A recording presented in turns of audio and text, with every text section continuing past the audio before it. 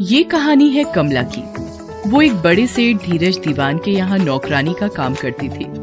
काफी इज्जतदार और रसूख वाले लोगों में गिनती होती थी धीरज दीवान की। उनके घर में उनके दोनों बेटे प्रमोद दीवान और वैभव दीवान साथ ही रहते थे। प्रमोद बड़ा था, उसकी शादी अर्पिता से हुई थी। धीरज दीवान की राजनीतिक और प्रशासनिक पहुंच भी बहुत अधिक थी। धीरज दीवान फोन पर बातें कर रहे हैं। ये आप क्या कह रहे हैं कमिश्नर साहब? आपके बिना होली की पार्टी तो बिल्कुल फीकी रह जाएगी। अरे दीवान साहब, आपकी पार्टी और फीकी ये तो हो ही नहीं सकता। लेकिन आप नहीं आएंगे तो फीकी तो हो जाएगी ना। आप प्यार से अपनी बात मनवाने में बड़े माहिर हैं। ठीक है, मैं आऊंगा, लेकिन ज्यादा देर नहीं रुकूंगा। उन्होंने जैसे ही फोन काटा, कमला हाथों में कॉफी लिए वहाँ आ गई। साहब, कॉफी यहाँ टेबल पर रख दे, और सुन, वैभव को बुला कर ला। कमला वैसे तो सभी को बहुत पसंद करती थी, लेकिन वैभव के पास जाने से उसे बहुत डर लगता था। वैभव के सारे दोस्त भी उसे अजीब लगते थे, और इसके पीछे सबसे बड़ा कारण था उनका व्यवहार। मालिक के कहने पर वो वैभव के कमरे में गई। वो उस समय सिगरेट पी रहा था। जैसे ही उसे किसी के आने की आहट सुनाई दी, उसने जल्दबाजी में सिगरेट बुझाई और धुएं को हाथ से हटाने लगा। तभी कमला उसके कमरे में आ गई। वैभव ने दरवाजे पर कमला को खड़ा देखा तो, अरे कमला, तुमने तो मुझे डरा ही दिया। मुझे लगा पापा या बड़े भैया आ गए हैं। बड़े साहब आपको बुला रहे हैं। अरे बुला तो मैं भी तुमको सुबह से रहा हूं। तुम आती नहीं। ये कहकर वैभव कमला का हाथ पकड़ने की कोशिश करता है, लेकिन कमला उसका हाथ झटक कर वहाँ से भाग जाती है। वैभव अक्सर कमला से बदतमीजी किया करता, इसलिए उसे उसके पास जाने से बहुत डर लगता था। अब बार बार की बदतमीजी वो कितना सहती, इसलिए उसने उसकी भाभी अर्पिता से उसकी शिकायत कर दी। मैं तंग आ गई हूँ मालकिन, जब भी मैं उनके पास जाती हूँ वो मेरे साथ बदतमीजी करते हैं। तुमने ये बात किसी को बताई तो नहीं है ना? नहीं मालकिन, बहुत दिनों से दबा कर रखा था, लेकिन किसी चीज की कोई हद होती है ना। मैं मजबूर हूँ, इसका ये मतलब तो नहीं कि आप किसी भी चीज को करने के लिए आजाद हैं। तू फिक्र मत कर, मैं उसे समझा दूंगी। बात आई गई हो गई। कमला ने सोचा अब सारी चीजें ठीक हो जाएंगी, लेकिन भाभी को बताने के बाद के तीसरे दिन फिर से वैभव ने उसका रास्ता रोकना चाहा। कमला को बहुत गुस्सा आया और उसने तय कर लिया कि अब वो दूसरी जगह काम ढूंढेगी। उसने ये बात अपनी बूढ़ी दादी को बताई। कमला जब 10 साल की थी, तभी उसके माता पिता नदी में डूबकर मर गए थे। कमला अपने माता पिता की बॉडी के पास बैठी जोर जोर से रो रही है। अरे रोती क्यों है? तेरी दादी है ना अभी जिंदा? कमला अपनी दादी के गले से लग गई। उसकी दादी ने ही उसे पाल पोस कर बड़ा किया, 12वीं तक पढ़ाई भी करवाई।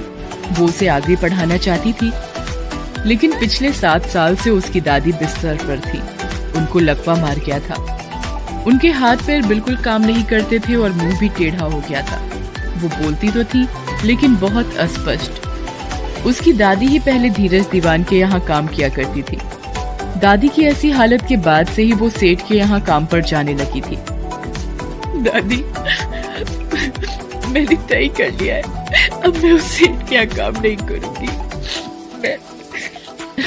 मैं दूसरी जगह काम ढूंढूंगी। वैभव सेठ अच्छे आदमी नहीं है। उसकी दादी की आंखों में उसकी बातों को सुनकर आंसू आ गए थे। उसने अस्पष्ट शब्दों में कहा,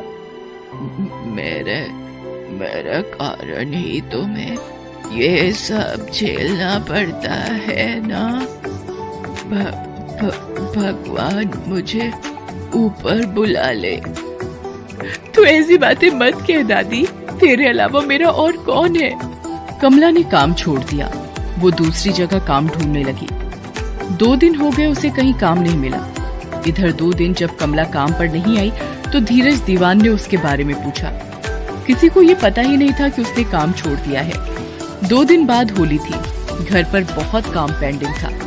कमला सारा काम अच्छे से संभालती थी, इसलिए दूसरे नौकर के जरिए उन्होंने कमला को बुलाने के लिए कहा। इधर कमला भी काम ना मिलने के कारण परेशान थी, क्योंकि बिना काम के ना तो घर का चूल्हा जलता और ना ही दादी की दवाई आती। वो फिर से काम पर जाने लगी।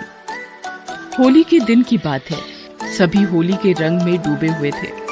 प्रमोद दीवान अपनी पत्नी अर्पिता के साथ अपने पिता के पास खड़ा है। हैप्पी होली पापा। हैप्पी होली बच्चों। तभी कमला वहाँ आ जाती है। सारी तैयारी हो गई है ना कमला? बहुत बड़े बड़े गेस्ट आ जा रहे हैं। आप लोग बिल्कुल चिंता मत करिए, सारी तैयारियां हो गई हैं। रंगों की बाल्टी तैयार है, रंग और गुलाल प्लेट में निकाल कर रख दिए हैं। 2 बड़े टैंक भी रंगों से भर दिए हैं। रसोई में खाने पीने का सारा इंतजाम भी देख रही हूँ। धीरे धीरे गेस्ट आने लगे, लोगों की भीड़ जमा होने लगी। पूरा माहौल हुड़दंग वाला हो गया था। सभी को रंगों से बचना भी था और रंग लगवाना भी था। होली है की आवाज हर ओर से आ रही थी। सभी के चेहरे रंगे हुए हैं, इतने रंगे कि पहचानना भी मुश्किल हो रहा है। होली है दीवान साहब। अरे कमिश्नर साहब, आप कब आए? आपकी आवाज न सुनी होती तो पहचान भी नहीं पाता। मैं भी यहाँ कहाँ पहचान पाता आपको। वो तो मंत्री जी ने मुझे बताया कि आप यहाँ पर हैं। आज तो मंत्री जी भी पूरे रंग में हैं। अर्पिता भी अपने दोस्तों के साथ होली खेल रही थी। वैभव भी अपने दोस्तों के साथ होली खेल रहा था। अबे खाली रंग ही रंग खेलना है क्या? भंग का भी इंतजाम है? अबे इसके पापा यही हैं, कहाँ से करेगा भांग का इंतजाम? तेरा भाई सारा इंतजाम करके रखता है, भांग भी शराब भी। बस थोड़ा दिमाग लगाना पड़ता है। दिमाग? वो देख, वहाँ जो छोटा सा टैंक सा रखा है ना, उसमें सब कुछ है। एक एक करके जा और मस्त होकर आ, लेकिन एक एक करके ही जाना, किसी को शक ना हो। तो पहले कौन जाएगा? मैं। सभी दोस्त इस बात पर हंसने लगे। एक एक कर वो वैभव की बताई जगह पर जाते और टुन होकर आते। धीरे धीरे भंग और शराब का कॉकटेल उनके दिमाग पर हावी होने लगा। तभी उन्हें कमला दिखाई दी। रंग लगाने के बहाने सभी ने उसे घेर लिया। आज तो रंग लगाने दोगी ना कमला रानी? आज तो तुम्हें ऐसे रंग लगाएंगे कि हमारी तरह रंगीन हो जाओगी।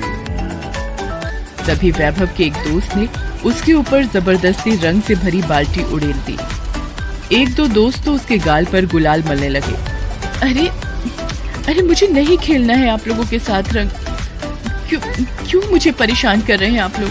सभी लोग वहाँ थे, लेकिन कोई नोटिस नहीं कर रहा था कि रंग खेलने के नाम पर उस बेचारी के साथ बदतमीजी हो रही है।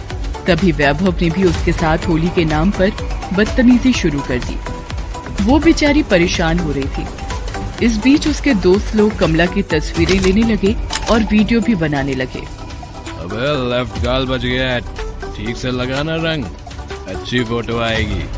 तुझसे नहीं हो रहा है तो हमें मौका दे, रंग लगाने में हम भी माहिर हैं। कमला चीख रही थी, लेकिन उसकी चीख होली के शोर में दब जा रही थी। इस बीच वैभव कमला को अपनी ओर खींचने लगा तो उसका सब्र जवाब दे गया। उसने उसे खींचकर तमाचा मार दिया। सभी लोग कमला के इस बर्ताव से दंग रह गए। बस करो, नहीं तो मार के मुंह तोड़ दूंगी बेशर्म आदमी।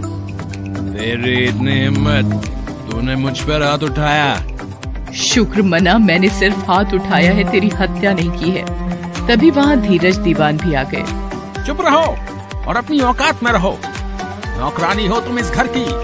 चुप आप रहिए, नौकरानी हूँ, गुलाम नहीं, जो आपके बेटे की हर बदतमीजी को सहती रहूं। अपने मालिक का सदा आदर करने वाली कमला के इस रूप को देखकर धीरज भी दंग रह गए। क्या बदतमीजी की मेरे बेटे ने?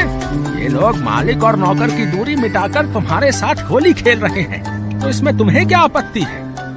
साहब, आंखें रहते हुए धृतराष्ट्र मत बनिए।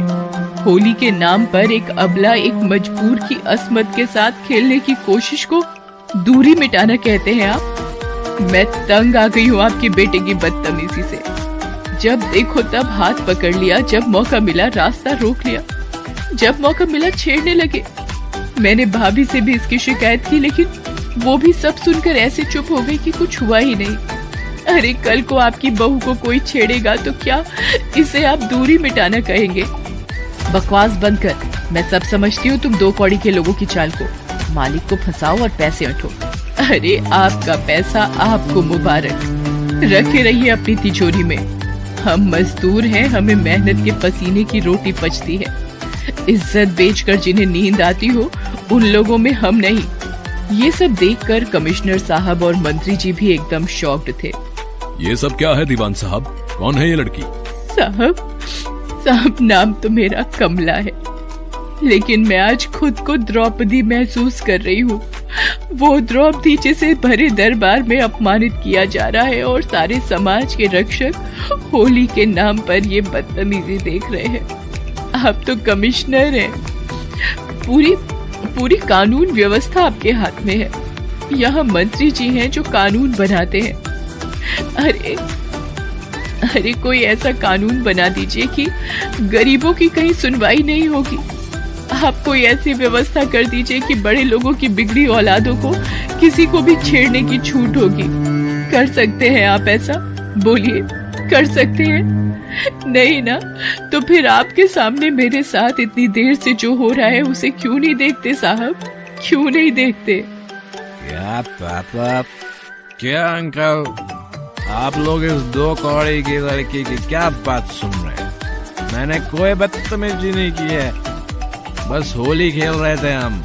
इतने में धीरज दीवान ने एक जोरदार थप्पड़ वैभव को मारा। चुप, बिल्कुल चुप रहे, नहीं तो मैं भूल जाऊंगा कि तू मेरा बेटा है। कमिश्नर साहब, मेरे बेटे ने गलती की है। गलती तो इसकी भाभी ने भी की है। सब जानते हुए भी चुप रहे। मैं नहीं जानता कि उसके अपराध की क्या सजा है, लेकिन मेरा बेटा और इसके सारे दोस्त अपराधी हैं। इन्होंने एक मासूम लड़की के साथ एक त्योहार के नाम पर बदतमीजी की है, उसका मानसिक शोषण किया है। गिरफ्तार कर लीजिए इन सभी को। वैभव और उसके साथी जेल चले गए। कमला ने उनके यहाँ की नौकरी छोड़ दी, लेकिन आज भी कोई कमला किसी न किसी वैभव के द्वारा छेड़ी जा रही है। आप धृतराष्ट्र मत बनिए।